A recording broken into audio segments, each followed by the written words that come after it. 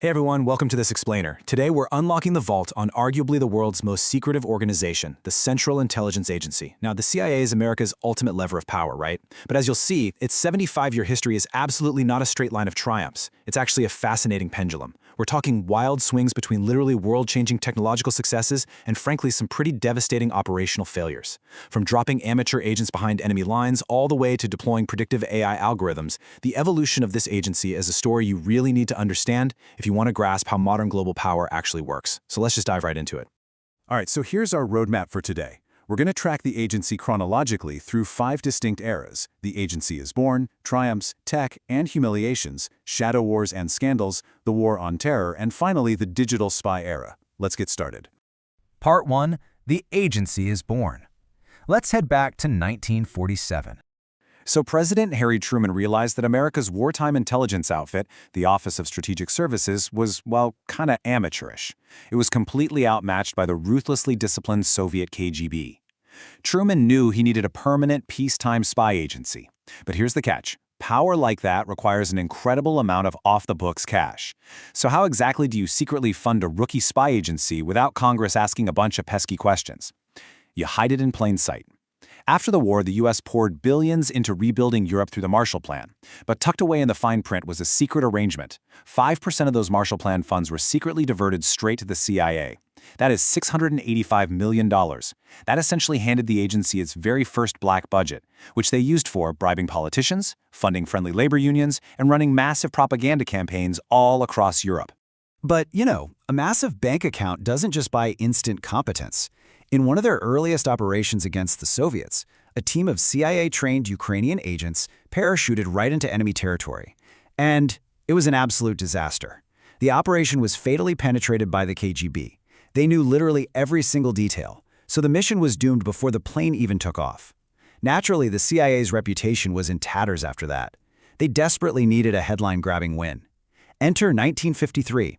They orchestrated Operation Ajax, which was the swift, decisive coup in Iran that ousted Prime Minister Mossadegh to protect Western oil interests. Almost overnight, the agency was hailed as absolute masters of covert action. But, as our sources point out, toppling a democracy for oil? That set a highly dangerous precedent that would echo for decades. Moving on to Part 2, Triumphs, Tech, and Humiliations. As the 1950s bled into the 60s, the CIA had to face a really hard truth. They simply could not beat the KGB at the human spying game. They were just too deeply infiltrated. So what do?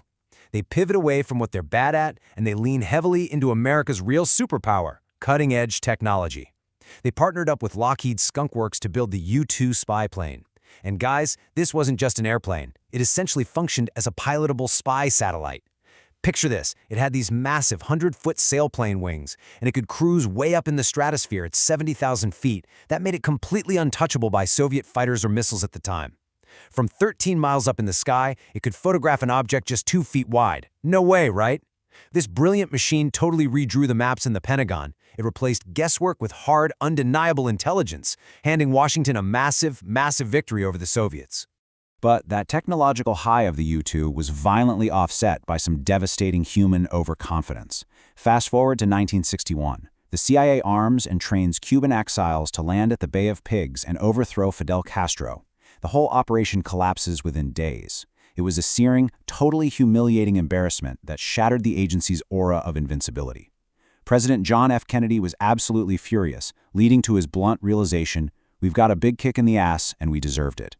It was a stark reminder that despite their incredible technology, their covert operational planning still had massive, catastrophic blind spots. All right, Section 3, Shadow Wars and Scandals. Welcome to the messy 1970s and 80s.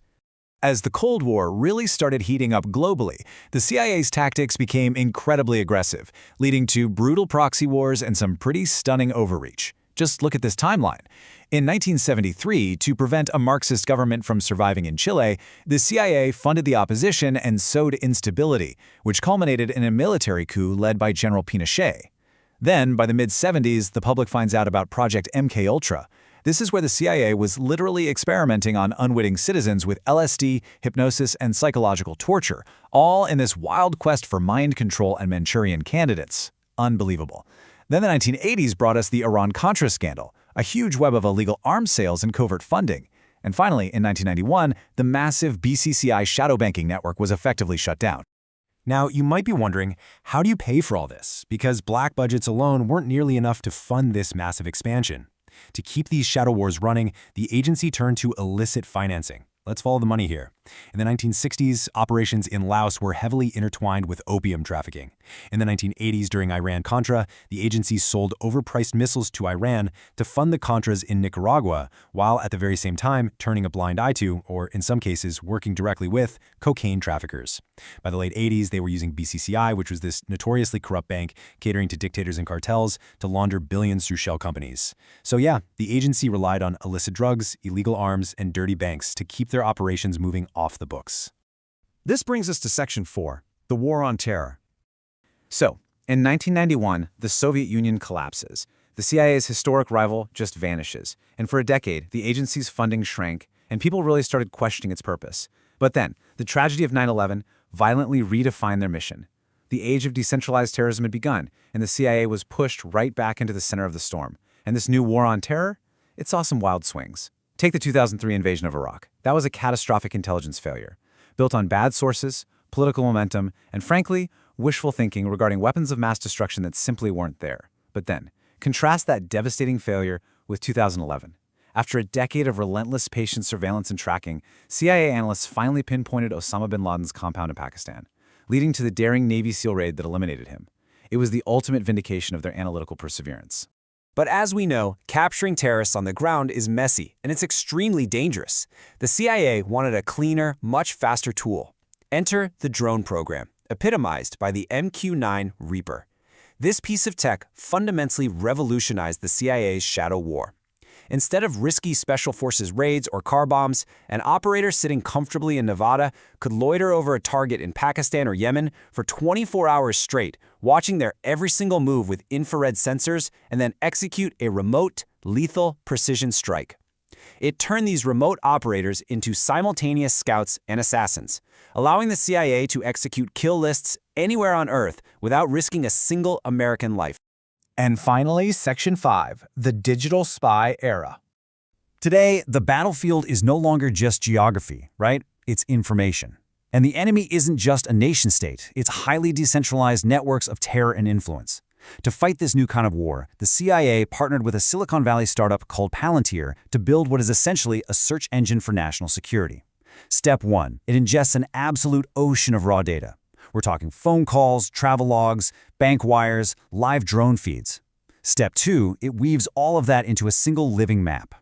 Step 3, human analysts can suddenly connect dots and expose hidden webs that would be completely invisible to the naked eye.